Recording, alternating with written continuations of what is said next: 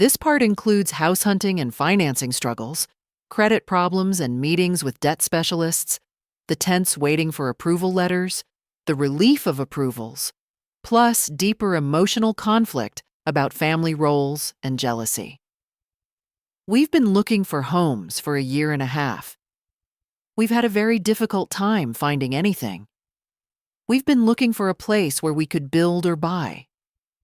We finally found this cul-de-sac that has 4 lots right next to each other. Look at the view. Look how beautiful the views are. And right now, we're trying to qualify for financing for these 4 homes. Lot 6, Robin. Right. Yep. Okay. Lot 7. That is going to be you, Mary. We had to each write a check for our specific lot. Okay. Lot 8, Janelle. All right, it's your turn. So, we could hold the lot for 30 days while we get our financing in order. Christine, you're up. Lot 9, yes. Oh, perfect. There's this big push for us to straighten things out on our credit, get our ducks in a row. In 30 days, we actually need to be able to present the builder with the approval letter for financing. If we don't get our qualification in order before the 30 days is up, the builder has no responsibility to us to hold the properties. And if one of them sells, then it's kind of a done deal for us. We need to get 4 homes altogether, or we're not going to get any of them. My credit is in horrible shape. Everything in my credit report is just like I had. It's sort of like it was good, good, good, and then just dropped everything. And so, yeah, I am really nervous. Hi, I'm here to see Stephanie Clement. Your last name Sullivan. I'm scared about trying to repair my credit and actually get this fixed in the time that we have, and then also just digging it all up, and I don't know what it will entail, and so I'm really nervous. Hi there. Hi, I'm Stephanie. Hi, I'm Robin. Nice to meet you. Hi, nice to meet you. You know, I'm meeting with a lawyer to see what the first step is and what she can do for me. And you are here because have some debt issues. Is that correct? I do. I was divorced. And in the divorce, I took responsibility for a lot of the debt. Okay. When were you divorced? How long ago? It was in 2008. But the divorce decree actually said that you would be responsible. Well, it was something I chose. I chose it is to kind of create peace. Directly after that, it was like I was this single working mom of my 3 kids, and it was tough. I'm trying to qualify for a home loan, basically. So, I'm trying to hurry up and bring up my credit score up to like a 600 is what the loan officer said. I need someone to go in and work with my creditors and get it as low as they possibly can, and so I can pay down some of those debts. Not any of us are looking at another person saying, "Man, you're holding us up because you have bad credit." It's not what it is. It's like we're all working together. It's what we do in every other aspect of our family. We're hoping as a family that the sum of our whole is greater than the sum of our individual parts. So, do you think, based on what you can see, that maybe we could do this in the next 2 weeks? Some of these we could probably get settled within a week. Some of them, you know, we may not get settled in the timeline that you're looking, 'cause I know you're looking to. You said get this taken care of in a few weeks. My past marriage was really hard. I want to just move on. I don't want to have that affect my future. I always get really nervous and scared when there's a possibility of my previous marriage affecting the family now. So, the next step is to meet with Stephanie's credit repair guy, see if he can get my score to the point where hopefully I can qualify for this loan. I think that she'll be able to do something for me to get this figured out. She's hoping we just got a couple weeks left. The worst case scenario is that I don't qualify and everybody else does, that Mary and Janelle and Christine do, and that I don't. I know that, we're all in this together, but I don't want it to be me that makes it. He makes it stops everybody from moving into these homes. I don't. We are headed over to Harry Jacobs' office. My lawyer, Stephanie Clement, referred him to me. He is a debt specialist. Hopefully, he'll have some good news for me. Harry is actually talking to my creditors right now. He's trying to settle my debt and trying to work it out with them right now. And it takes some time. And so he's got a job. He definitely has a job ahead of him. Help me, Harry Jacobs. You're my only hope. Hi, Harry. Robin, how are you doing? Good to see you. Good to see you too. Hi, Cody. This is my husband. With the way that my credit is now, I am not going to qualify. I have a bunch of old debt that's in collections from my divorce. I assume the responsibility of the debt in order to keep the peace in the divorce. So, I wasn't going to sit and fight it out in court. And so, now I have to deal with it. One of the big issues is that you have a considerable amount of debt. Yeah, that's owed. Really, the clock is ticking on that. That continues to kind of grow as time goes on. I was not able to do anything about it up until now because I was a single mom working before, and I couldn't do it then. I didn't have the means to do it. I moved from Montana to Utah. I actually lived with my mom for about 9 months with my kids, and I was working the whole entire time. I finally got my own apartment, and there wasn't any extra to take care of this debt that I had taken the responsibility for.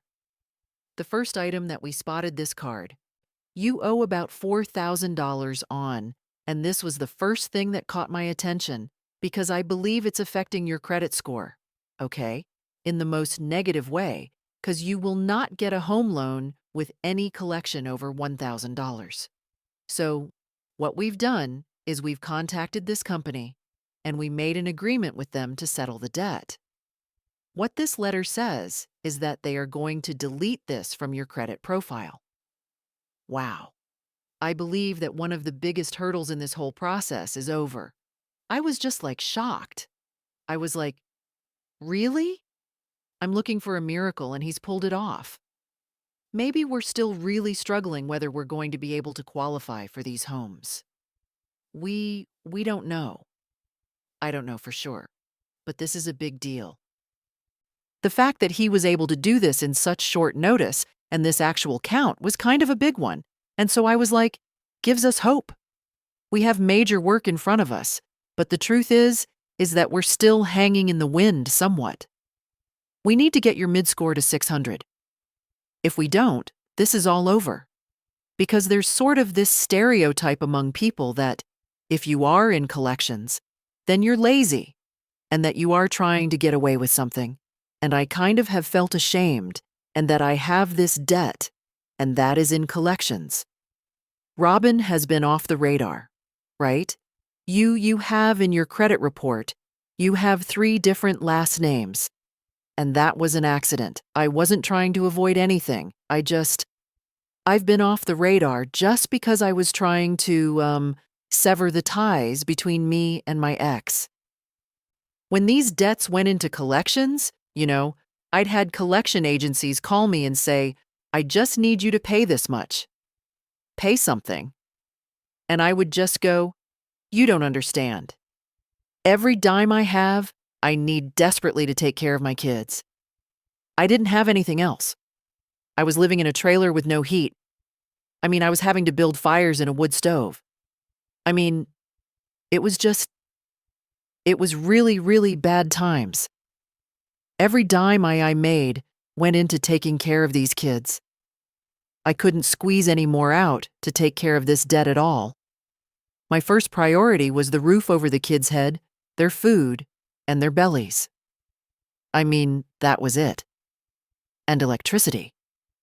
And I was struggling to make those bills, So, when those collection agencies called, I just say, look, I'm a single working mom. I don't have anything for you. I wish I did, but I don't have anything for you. So, Ultimately, what we have here, we need to get you approved for the construction law. The question is, will this work provide the boost in score that you need, right? And that's a big piece of the puzzle, because if you don't get that, then all bets are off. 3 wives may be approved and the fourth may not. And that presents a problem that you will not be able to recover from. How you guys doing? What's wrong? Nervous. Okay, we need to talk a little bit. One of the things that we never discussed is what would happen if only 3 of you qualify. Oh, crap. My heart sank. Not a single one of us wants to be the reason why this didn't work for us. We all have to be able to get a home, or else it doesn't work. So, if we don't get the 4 homes and we only get 3, it just won't work. Remember how I was telling you that you have to be really, really careful, all of you, with your late payments? Have all of you kept your credit good? I'm pretty sure that we've been on top of it. I made a couple of late payments after. I had a couple late for my car. Okay. And like my water bill, I forgot all about it. Okay. And it went late. My water bill, I didn't pay it. It was a small bill, so I just forgot about it. I'm sorry. I think I might have messed it up for everybody. That you're worried about that is a little crazy. I mean, your water bill is not the problem. I'm sorry that you've got an upset stomach about this, but our real issue is whether or not, basically whether me, Janelle, and Robin qualify. I know. Okay. And this is why I'm stressed out about it. Mine isn't an issue. So, what if mine is the one that is the problem? You afraid we'll all point our fingers at you? Let me give you your letters. Cody and Mary, now you two are approved. So, when Mona handed Cody and I our letter saying that we had been approved for financing, I thought, well, okay, 1 down, 3 more to go. Let's see. This one is for Janelle. You are approved. Wow. Are you surprised? Yes. So, when I got my letter, I'm like, oh, okay, phew. It wasn't me. Wow. Christine? Yes. Here's your letter. You are approved. Geez. I failed at too many things in life. I've been overweight my whole life. Obviously, I failed with that. There's just a lot of things where I feel like I'm failing right now. And so, being approved was huge.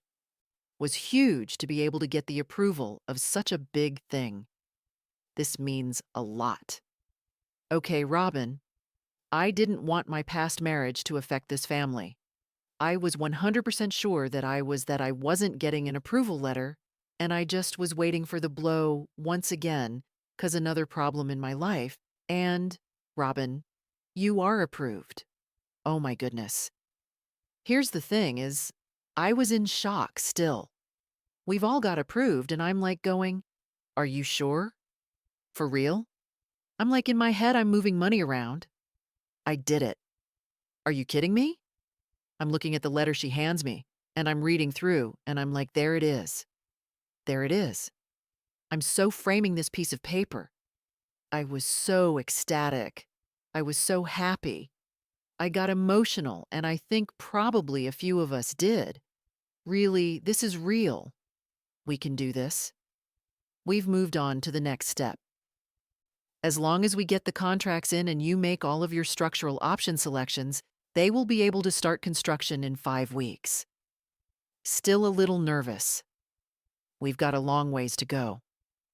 I think I really put the fear of God in them, hopefully.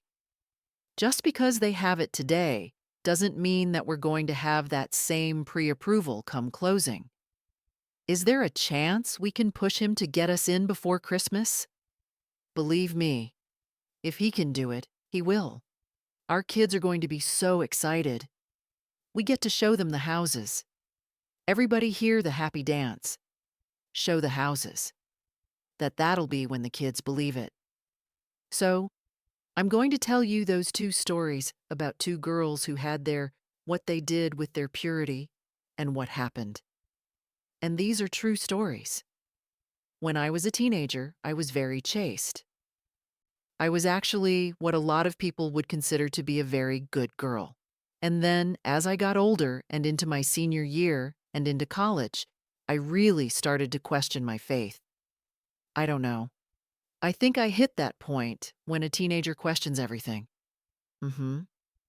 You have this purity, and this purity has to do with your body, and this purity has to do with your mind, and has to do with your heart, and it is very, very, very precious.